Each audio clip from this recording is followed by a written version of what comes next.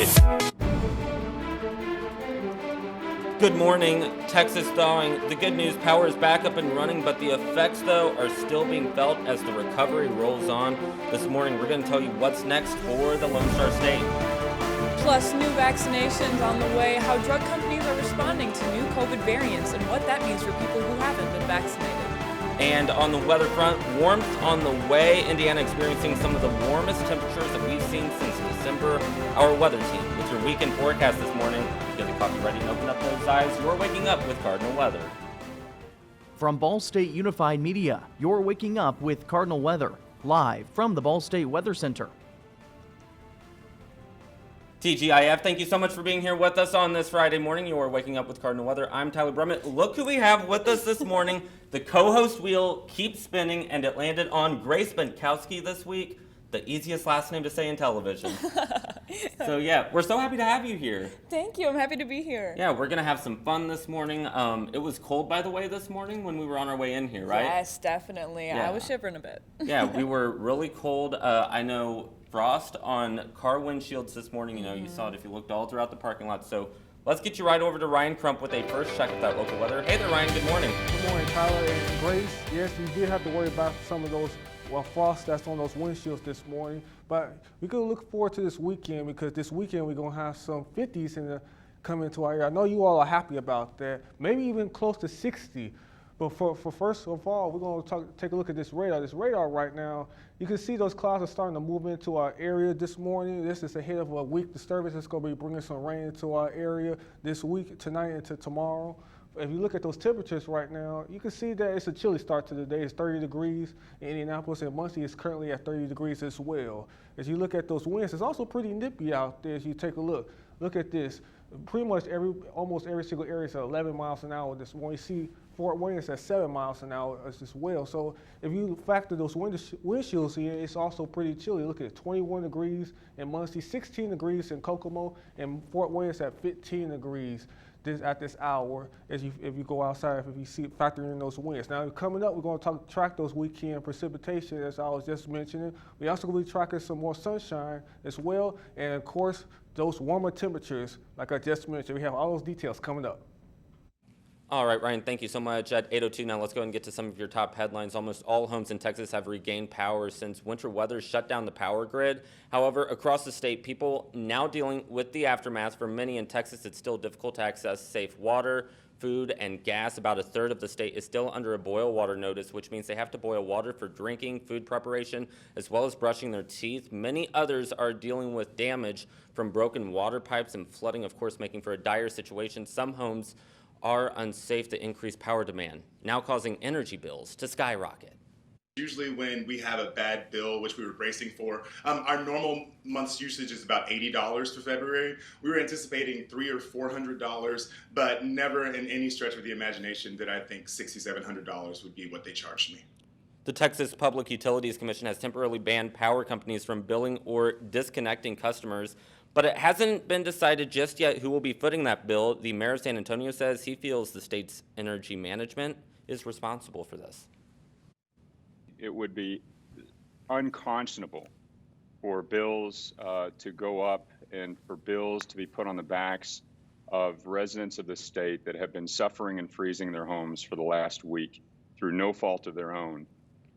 And as high demand causes power bills to grow, grocery stores are working on restoring the food supply chain after losing power. Many stores gave away food and other items that were likely to go bad.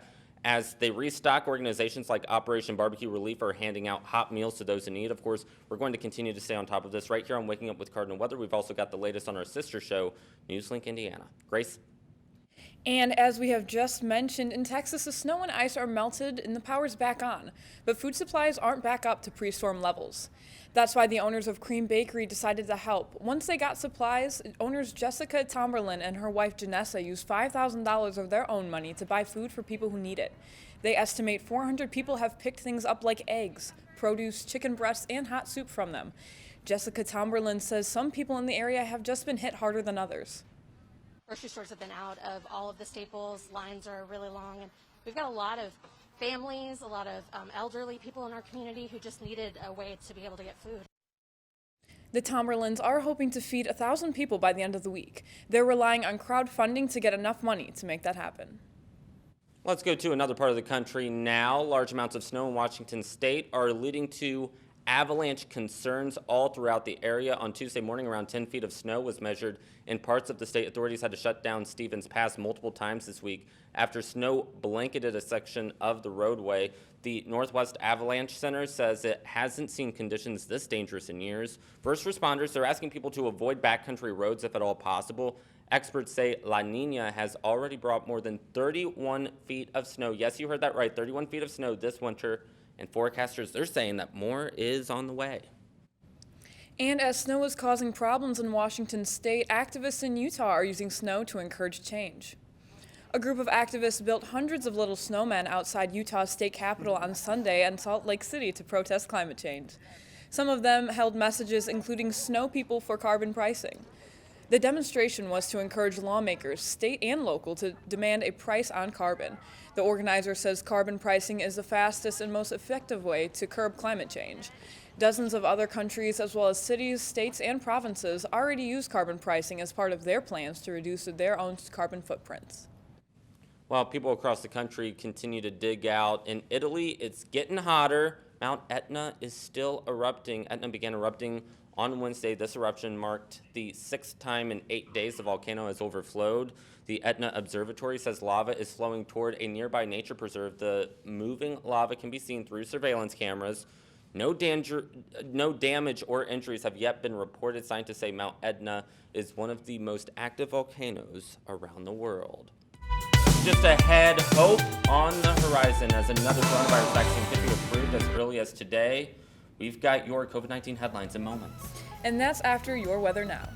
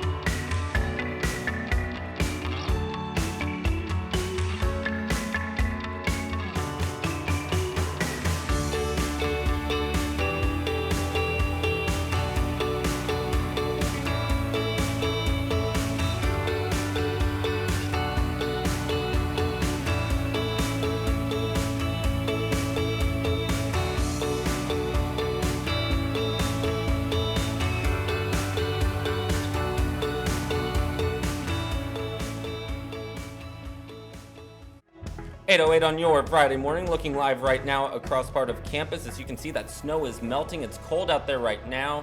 We'll have your national weather forecast coming up in moments. Grace, what do we have COVID-wise?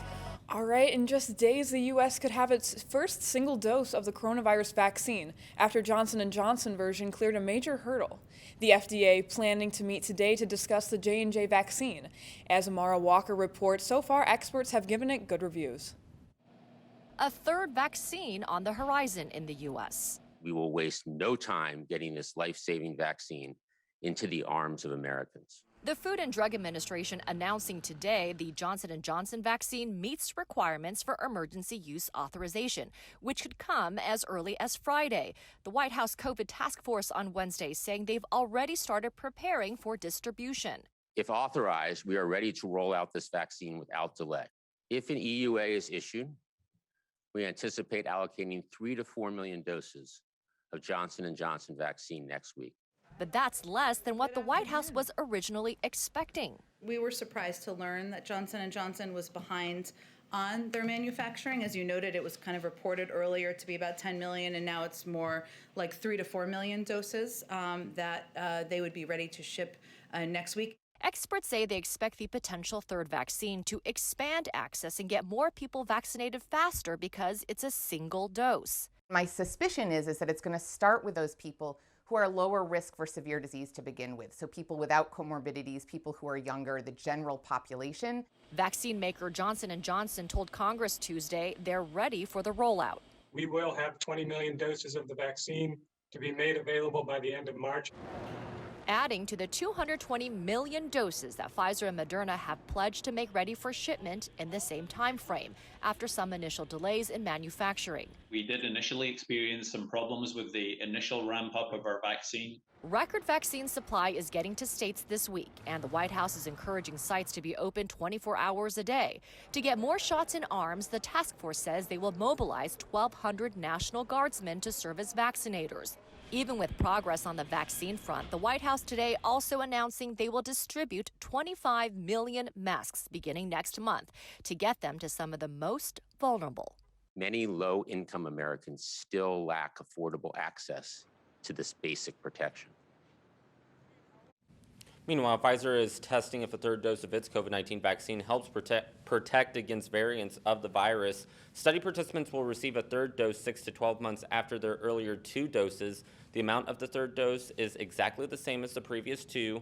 Scientists will then look at if participants develop antibodies that protect against the variants. This comes as experts warn about more COVID-19 variants in the U.S.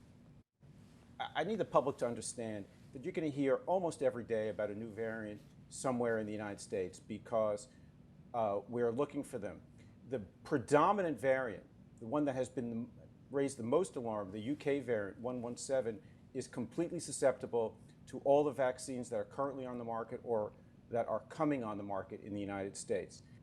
Pfizer is also talking to officials about the possibility of testing a modified version of its vaccine. The company says there's no reason yet to think that the mutations are resistant to its current shot. However, the company says it wants to be prepared for that possibility. Moderna has also taken steps to prepare for an increase in COVID-19 variant cases. The pharmaceutical company has designed an updated version of its vaccine that may protect against the South African variant of COVID-19. It's been shipped to the U.S. National Institutes of Health for a clinical study. The new vaccine will be evaluated for both as a booster shot for people who have been vaccinated and as a primary vaccine for people who have not. Studies have suggested that the South African variant is more resistant to vaccines than the original COVID-19 strain. Moderna also says it has shipped about 55 million doses of its original coronavirus shot to the U.S. Another 33 million doses are in the final stages of production or testing before being sent out. Let's talk about this right here. Vice President Kamala Harris, she visited a Washington pharmacy yesterday to highlight the Biden administration's retail vaccination program. That program started earlier this month and includes 21 national chains. One of the vice president's aides says distribution to those pharmacies has doubled from 1 million doses to 2 million. Harris is also working to reduce hesitancy among minority communities to get the vaccine.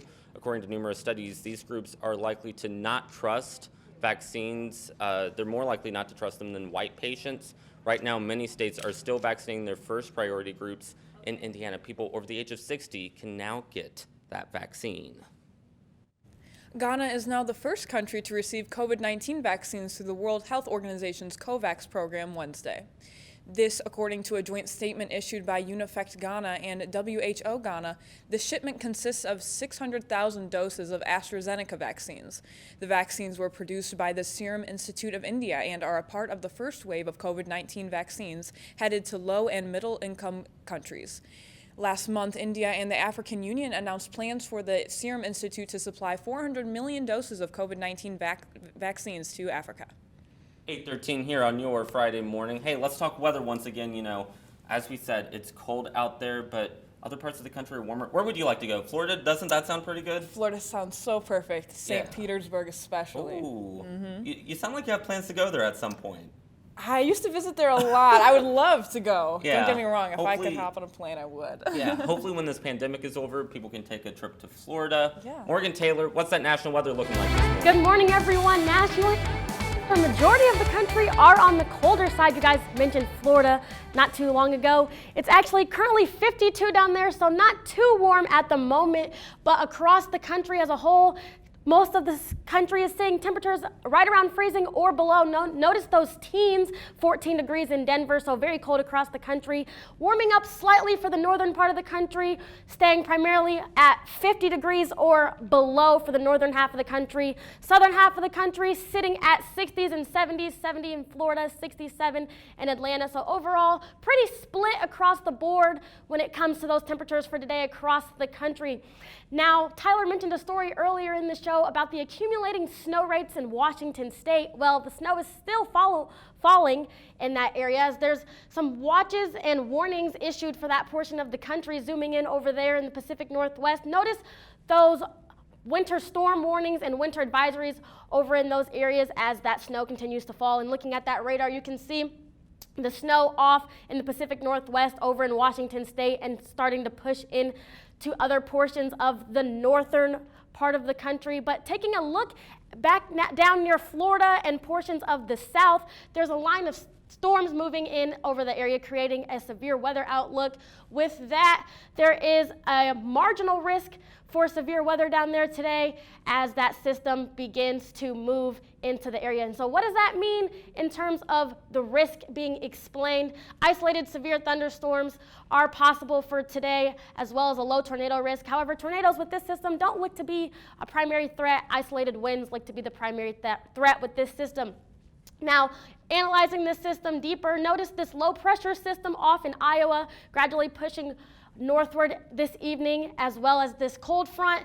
Notice all of this rain ahead of that cold front, and some of that rain could track into Indiana just a little bit heading into this weekend, and weather forecaster Ryan Crump's going to have the updates on that in his full weather forecast. So just notice that rain and some of that milder weather coming into the area for the Midwest and the eastern part of the country, creating overall milder, warmer temperatures for the eastward half of the country as well, and that's what we can expect for the majority of the country as well as locally here. Yeah, I'm not going to lie, when I see 50s and 60s on the map, I'm kind of jealous of some of those other areas. You know, they've got better weather than what we've had recently. Yeah, you know? They definitely do.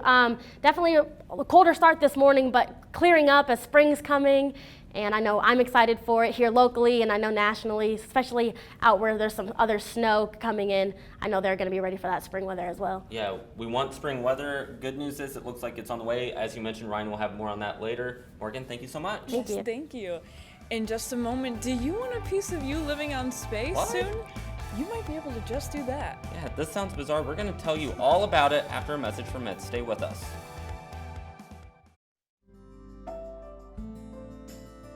Riding the bus is an easy thing to do. Last year, we carried 60,000 riders from the Ball State area. 50,000 of those were students.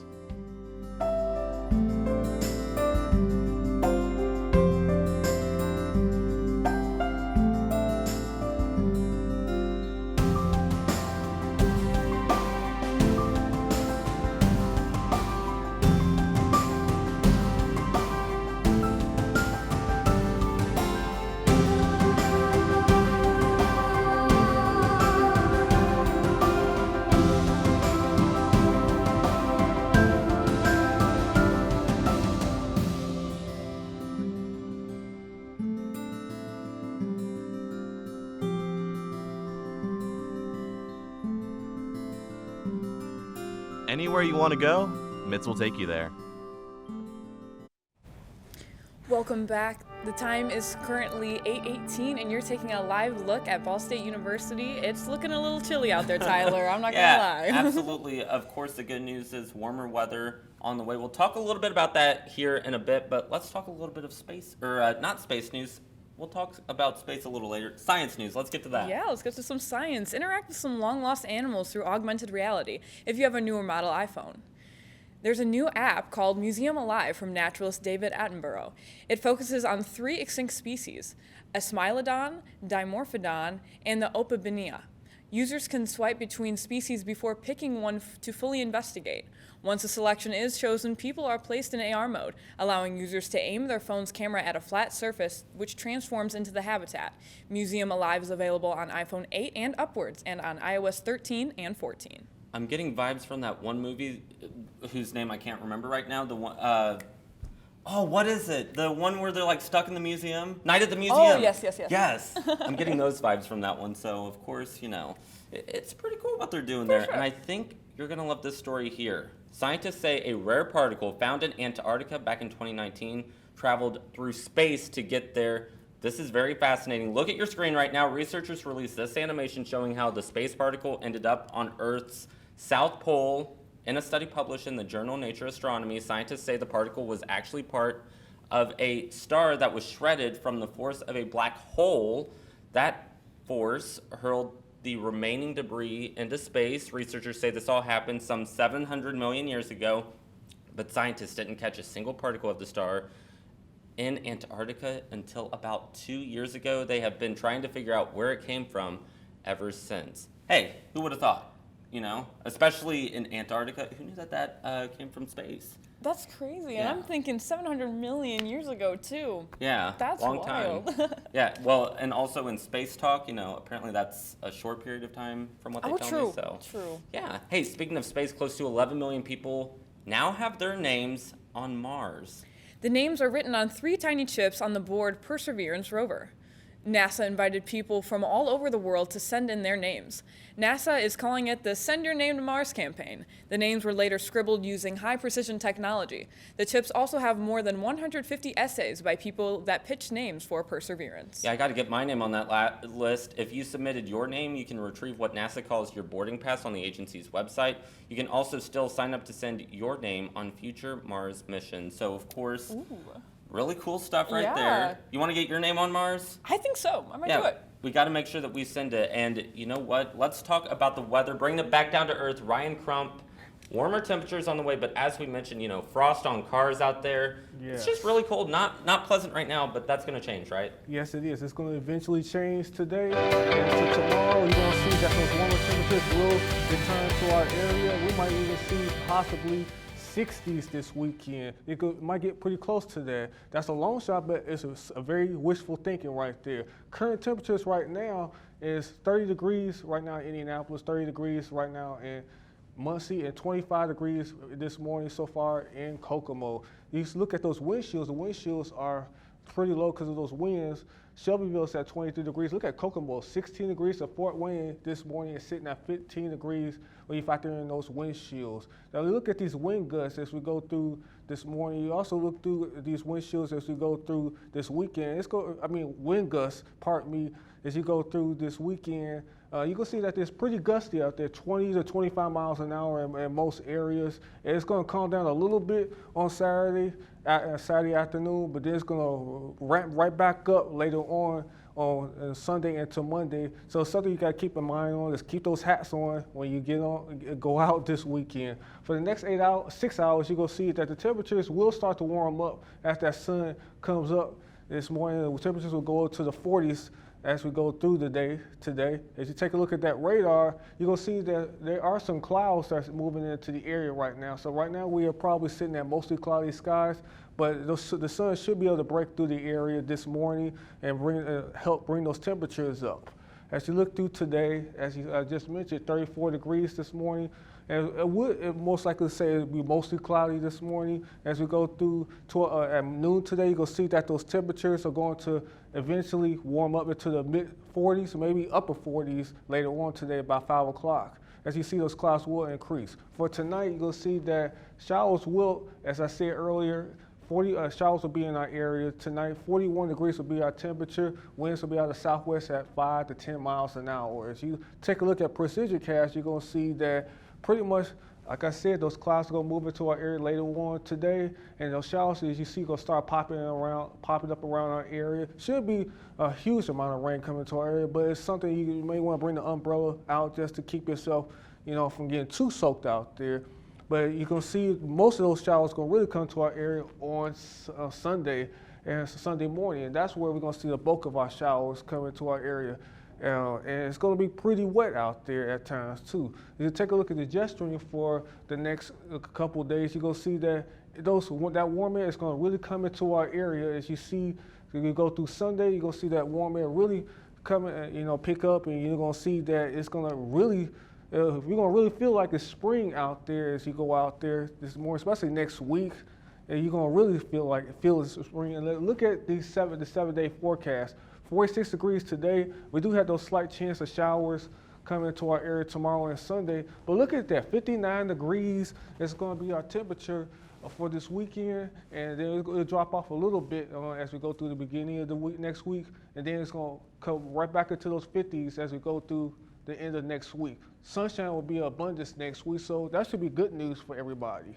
Yeah, really good news indeed. I can get past the rain on Sunday because 59, I'm so excited for that. Close to 60 degrees. Yes, me too. I'm going to need to make plans to enjoy the weather. All yeah, right. Of course. Well, thank you, Ryan. After the break, some of your top stories from this week in your Cardinal Weather News Minute. Yeah, we've got a lot to talk about. Muncie Central High School announcing plans for this year's graduation, plus a string of car break-ins on campus, what UPD is asking students to do. Don't go anywhere.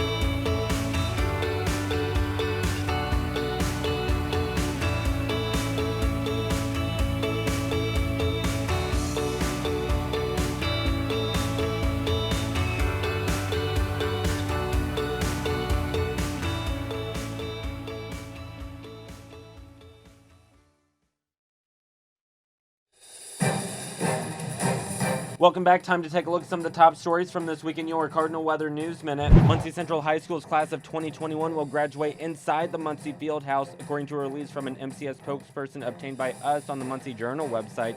This will be a switch from the graduation's usual location of Worthen Arena. The decision to move comes from COVID-19 restrictions. The district plans to allow family members of the graduates to attend. Graduation is set for June 7th. Ball State University police are asking for students to stay on alert after a string of car thefts in the overflow lot near the baseball stadium. In an email, the university said several thefts were reported to UPD. Police didn't say when exactly these thefts happened. Officials are now urging students to lock up their cars and park in areas with extra lighting. UPD asks anyone with information to give them a call. And finally, the Student Government Association had its final forum of this year's election cycle. It was moderated by Newslink Indiana's Amani Butts and featured the slate Strive, which is the only slate running this year. The forum focused on diversity and featured questions from Ball State students. Voting opens Monday morning at 8 and closes Tuesday evening at 5. And that's your Cardinal Weather News Minute here on this Friday morning. Let's go ahead and send it over to Natasha with Breaking Down the Science.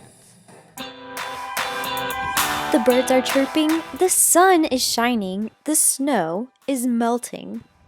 It's starting to look, feel, and sound like spring, but when does spring actually begin? That all depends on your definition. It is widely accepted that in 2021, the first day of spring falls on March 20th, or the day of the spring equinox. The spring equinox happens when the sun passes directly over the equator, giving us 12 hours of daylight. This also happens in late September, marking the start of fall. It takes place on a different day each year due to the Earth's rotation around the sun, so spring could last 89 days or 93. Most of us follow this system, or astronomical spring, but meteorologists and climatologists have a different definition. Meteorological spring begins March 1st and lasts through May 31st, following the annual temperature cycle. They split the seasons more evenly to help compare weather data from each year, giving us our weather averages. But just because temperatures get warmer doesn't mean weather can't vary. Take last year, for example. Here is a video I took from Northeast Indiana on April 8th, 2020. You can see the lightning flashing from a line of severe storms that went just north of the area. Flash forward a few days to April 17th, same location, but it was snowing. Variations happen because warm air tries to push north, while cold winter air still tries to move south. Because of this, some have created their own definitions for spring. Some will define it as the last measurable snowfall for the year, and others when the trees get leaves. I don't know what your definition is, but for me, I think the spring could start today.